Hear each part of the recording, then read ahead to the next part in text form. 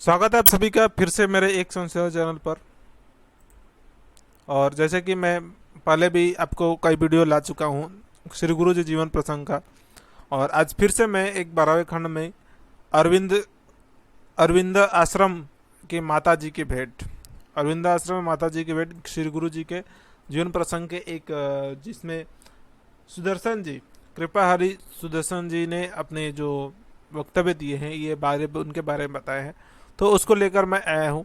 तो चलिए हम लोग वीडियो शुरू करते हैं। उसके पहले मैं आपसे रिक्वेस्ट कर रहा हूँ, आपसे आग्रह कर रहा हूँ कि भारत माता का इस बात से कुछ कार्य कर रहे हैं तो आप मेरे चैनल को सब्सक्राइब कर लीजिए, लाइक कर लीजिए और ज़्यादा से ज़्यादा लोगों तक शेयर कीजिए, ताकि मेरे चैनल के जो ये पॉजिटिविटी काम कर रहे हैं, हम लोग इस सकारात्मक कार्य कर रहे हैं संघ को लेकर, तो आपके लिए भी यह अच्छी मौका है। आप मेरा भी समर्थन कीजिए, क्योंकि आप अगर अभी समर्थन करेंगे तो बाद में मैं इस कार्य को और तेज़ी से कर सकता हूँ, छोड़ूंगा नहीं और तेज़ी से कर सकता हूँ। ये भी स्लो है, बाद में भी स्लो रहेगा, लेकिन आप अगर मेरा समर्थन देंगे, प्यार देंगे, आपका अगर एक संशोधक के नाते मेरा अगर भरोसा रहेगा तो मैं और तेज़ी से कर सकता हूँ। ये मेरा भरोसा है आपके ऊपर में और आप ये करेंगे।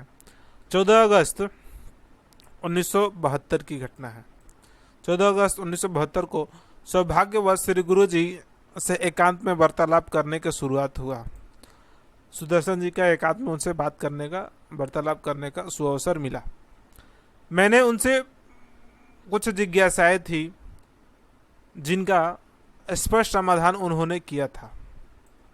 मैं श्री लेले ने श्री अरविंद घोष को जब योग की दीक्षा दी थी तब उन्होंने बताया था कि वे जब भाषण देने के लिए खड़े हुए तब अपने मस्तिष्क को सब प्रकार के विचारों से मुक्त कर ले। इसके बाद अंतःकरण में विचार उठे, उन्हें ही बोलना प्रारंभ कर दे।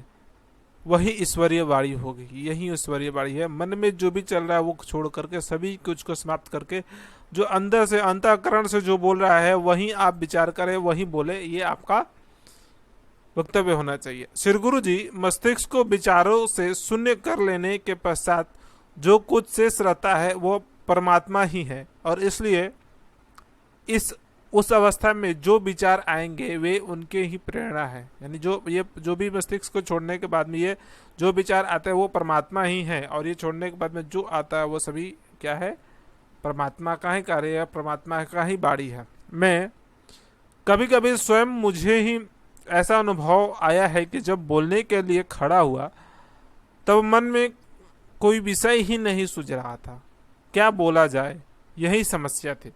किंतु अचानक तभी कोई ऐसा विचार मन में कौद आया जिसके बारे में कभी पहले सोचा भी नहीं था, और यह विचार अपने मस्तिष्क की उपज है ऐसा बिल्कुल ही नहीं लगता है।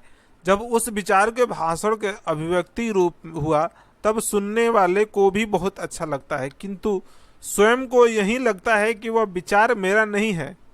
बाद में जब दूसरी बार उसी विचार को बोलने का प्रयत्न किया जाता है तो मामला जमा नहीं, ऐसा होता है। यानी पहली बार बोल दिया लेकिन दोबारा वो मामला जमता नहीं है। उस विचार को यानी मेल मिलावट करके बोलने पर कोई मामला जमता नहीं है। श्री गुरु जी, इसलिए कि दूसरी बार तुम सोच कर बोलने के लिए खड़े हुए थे। मैं क्या श्री माँ योगीराज अरविंद पांडिचेरी पहुंचने के पूर्व वहां थी? ये ऐसा क्वेश्चन कर रहे हैं सुदर्शन जी। श्री गुरु जी, नहीं, वे बाद में वहां आई। जब प्रथम महायुद्ध प्रारंभ हुआ तब वे कुछ समय के लिए वापस फ्रांस चली गई थी। फिर कुछ दिन बाद वे भारत वापस आई। तब से अब तक वे यहीं पर है। मैं क्या श्री माँ की सिद्धि प्राप्त हो गई है? अब श्री माँ का शरीर नहीं है? श्री गुरु जी, हाँ, यदि महर्षि अरविंद पर विश्वास है तो उन्हें सिद्धि अवश्य प्राप्त है। महर्षि ने तो उनके बारे में बड़ी भावना प्रकट की है। अब श्री माँ की आयु 96 वर्ष की है। शरीर अत्यंत कृश हो गया है, किंतु मुखमंडल का अपूर्व तेज है। देख करके मन में बड़ी प्रसन्नता होती है। आश्रम की प्रत्येक गतिविधियों पर उनका नियंत्रण है। मैं आपकी तो उनसे भेंट हुई थी? श्री गुरु जी, हाँ, मैं उनसे मिलने गया था। क्या बातचीत हुई? श्री गुरु जी, प्रकट बातचीत कुछ नहीं हुआ। मुझे ऐसा लगा कि बातचीत न करना ही अधिक श्रेयस्कर होगा। हम दोनों एक दूसरे की ओर अनिमेष देखते रहे, काफी देर तक देखते रहे। मैं आपको ऐसा क्यों लगा कि न बोलना ही कल्पना कल्याणकारी है? श्री गुरु जी, अंदर से ऐसा विचार अपने आप आया कि न बोलना ही अधिक कठिन हो ठीक होगा।